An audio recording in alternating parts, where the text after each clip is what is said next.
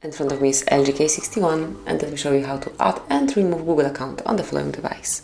So first of all, let's open the settings, then go to the accounts, and as you can see, I am currently logged in with Google account, and if you would like to remove it, just mark the current Google account, select remove account and confirm it by tapping on remove. And that's it. As you can see, it is no longer here, and you can use your device without Google account included. But then whenever you would like to activate it, open the settings, go to the accounts and click on add account. Now you should pick Google. Make sure that you are connected to Wi-Fi because otherwise you will not be able to log in with your Google account. And now enter either your email address or phone number. And tap on next.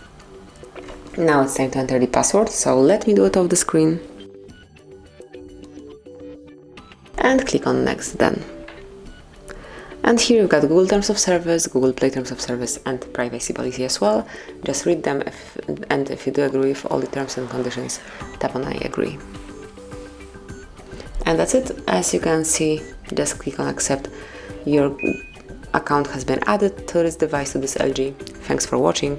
Please subscribe our channel and leave the thumbs up.